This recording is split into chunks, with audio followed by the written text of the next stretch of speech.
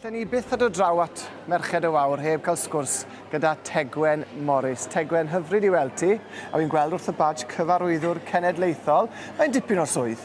Mae'n lot o swydd. Mae Cymru'n le eitha mawr ar y degau, ond mae dod i lefydd fel hyn yn fendigedig. Mae gymaint o bobl o bob pegwn yn y draw i'n gweld ni, a mae'n gymaint o fodlwm a brwdrydedd. Mae yna brysurdeb mawr drafynco gyda'r ategolion a pobl yn galw fewn am baned a cacen. Mae hwnna wastad yn braf i weld pobl yn dod mewn i'ch gweld chi, ynddo fe? Hyfryd. A mae'r ategolion wedi gwerthu mor arbennig. Mi'n ni'n dod i ben ar ymgais nawr a bydd popeth yn dod i ben yn yr Eisteddfod Genedlaethol.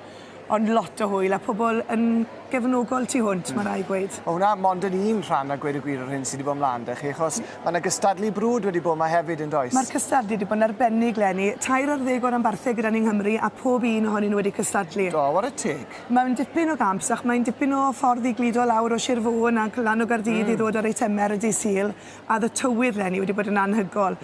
Felly mae'r blodau druan yn cael lot o ddŵr, yn rhai ohonyn nhw ddim wedi goroesi wythnos gyfan yma. A beth oedd gofynion y gystadleuaeth? Portmeirion oedd y thema yn ei chyfanrwydd a 5 eitem unigol. Felly bisgoti oedd y bisgedi, neu unrhyw fisgedi eidaledd i gyd fynd â Portmeirion. Gosodiad o flodau, eitem o gelf 3D, eitem o frodwaith a taflen marchnata. A Meirionydd sydd dan ni fan hyn y Sir Nawdd eleni. Ie. A wedi cael carden fyd? Maen nhw wedi cael carden. Maen nhw wedi dod yn ail yn y gystadleuaeth yn gyffredinol, felly nhw'n falch ofnadw. Ewn ni mlaen o'r tem dro bach fan hyn, achos o'n blaenau ni, mae'r Wawr gynta. O, di'n wir. Hwnnw wedi mynd leni i Sir Benfro, a dwi'n siŵr bod pawb wedi dwlu ar yr eitemau sydd yma, yn enwedig y pentre. Mae'r pentre wedi denu lot fawr o sylw. Gwaith coed gan fwyaf yw e, ond eitem 3D heb i ail, mae rhaid gweud. A mae rhaid i ni ddangos hyn nawr i'r gwylwyr adran, oes e? Os dywch chi nes at Portmeirion fel yna, mae'n stopi. As gamau nôl, mae'n off to. Ellen ni aros ma drwy'r dydd, jyst yn ei hyn. Stopi. Off ag eto. Technoleg o ariorau, Ifan. Ond mae'n glyfar, ti'n bod, a mae'n gret i weld pobl yn mentro ac yn meddwl tu allan y bocs. O, di wir, ar un peth, efo'r blodau sydd gyda Sir Benfro, mae'r 3 tŵr yn cynrychioli Portmeirion, a mae'n lot fawr o waith a meddwl yn mynd mewn a cludo popeth yma, felly mae rhaid edmygu'r gwaith yn fawr. A pe oedd chi'n beirniadu eleni? Mi oedd gyda ni 5 o feirniad gwahanol. Wrth yr bisgedi'n digwydd bod, mi oedd kit o Gwmri Cryms a Sioned.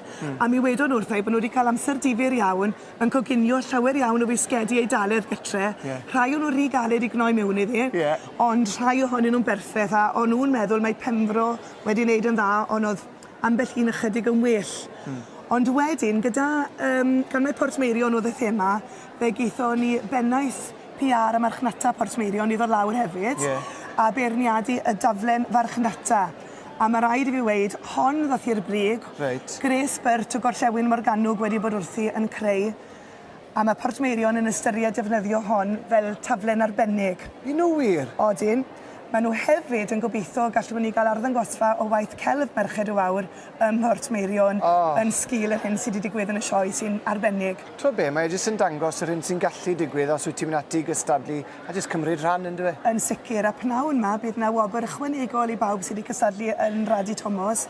Mae'r 5 o Sir Benfro yn mynd i gael tocyn mynediad i Portmeirion am ddim, a hefyd Glenis Morgan o Geredigion ddath yn fuddigol yn y babell flodau.